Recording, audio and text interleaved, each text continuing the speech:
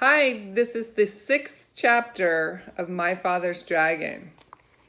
I hope you guys watched chapters 1 through 5, so you know where we are and so I don't give away anything for you.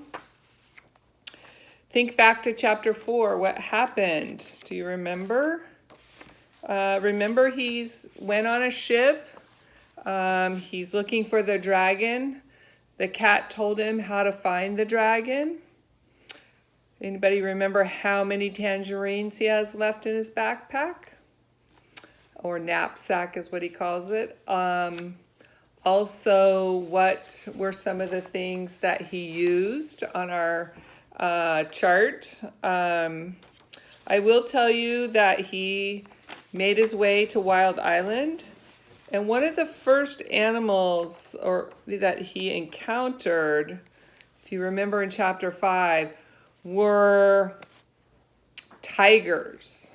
And then remember there were 14 eyes, I believe. So how many tigers were watching him?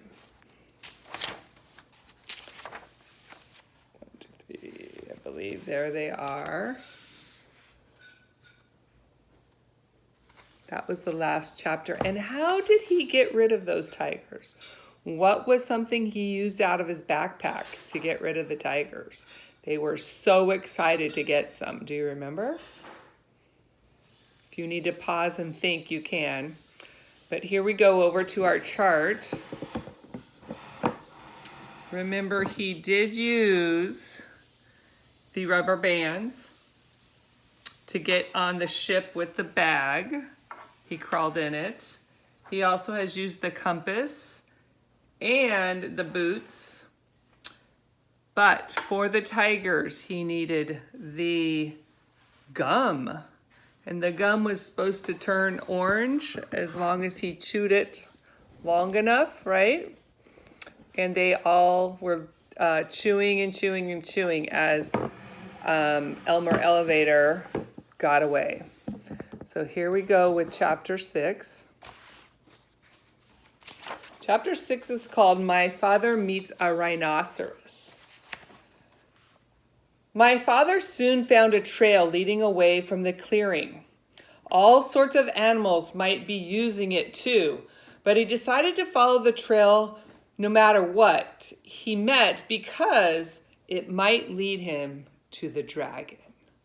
He kept a sharp lookout in the front and behind him as he went on.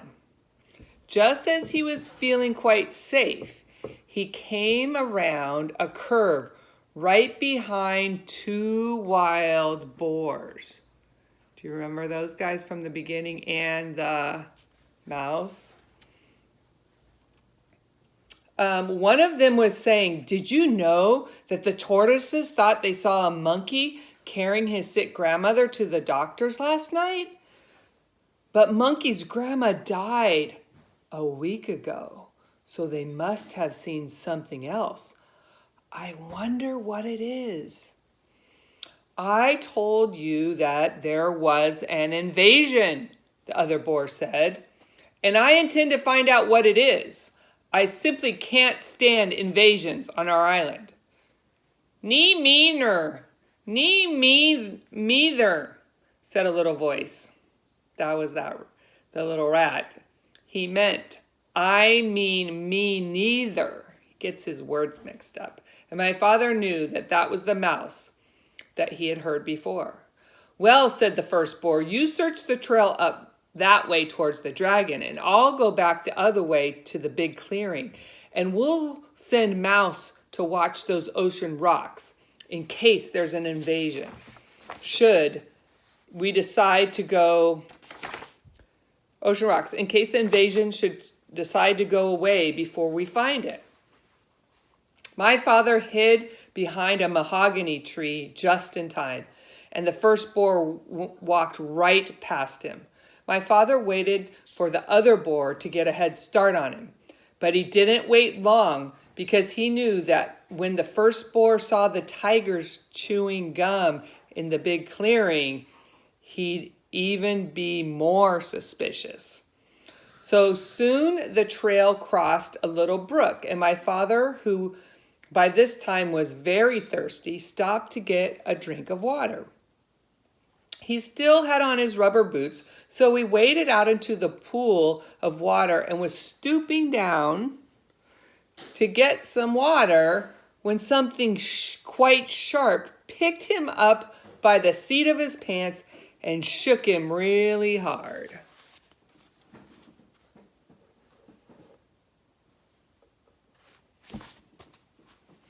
"Don't you know that this is my private weeping pool?" said a deep, angry voice. My father couldn't see who was talking because he was hanging in the air over the pond. But he said, "Oh no, I'm sorry. I didn't know that everyone had a private weeping pool." Now, weeping means crying, so that rhinoceros must be kind of sad. So there's no picture, so I'm just going to read to you, okay? "Everybody doesn't have a private weeping pool, but I do because I have such a big thing to weep about, and I drowned everybody I find using my weeping pool." With that, the animal tossed my father up and down over the water. And it kind of sounded like this. "What is it that you weep about so much?" asked my father, trying to get a breath, and he thought over all the things he had in his backpack. "Oh, I have many things to weep about, but the biggest thing is the color of my tusk." My father squirmed every which way to see his tusk, but it was through the seat of his pants where he couldn't possibly see it. "When I was a young rhinoceros, my tusk was pearly white," said the animal. And then my father knew that he was hanging by the seat of his pants by a rhinoceros because they have the long tusks. "But it has turned a nasty yellow in my old age, and I find it very ugly. You see, everything else about me is just ugly. But when I had a beautiful tusk, I didn't worry so much about the rest of me. Now that my tusk is ugly too, I can't sleep at night just thinking about how completely ugly I am, and I weep all the time. But why should I be telling you these things? I caught you in my pool, and now I'm going to drown you." Oh, wait a minute, said my father.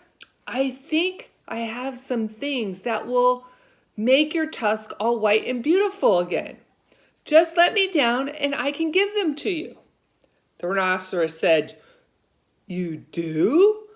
I can hardly believe it. Why, I'm so excited." But he put my father down and danced around in a circle while my father got out. What do you think he gets out? Let me see if you can see it. What does he get out? If you're thinking a toothbrush and toothpaste, whoops, then you're right. Hold on one second. Okay. "Now," said my father, "just move your tusk a little nearer, please, and I will show you how to begin." So my father wet the toothbrush in the pool, squeezed on a dab of toothpaste, and scrubbed very hard in one spot on the rhinoceros's tusk. And then he told the rhinoceros to wash it off, and when the pool was calm again, he told the rhinoceros to look in the pool like a mirror in the water and see how white the little spot was. It was hard to see in the dim light of the jungle, but sure enough, the spot shone pearly white, just like new.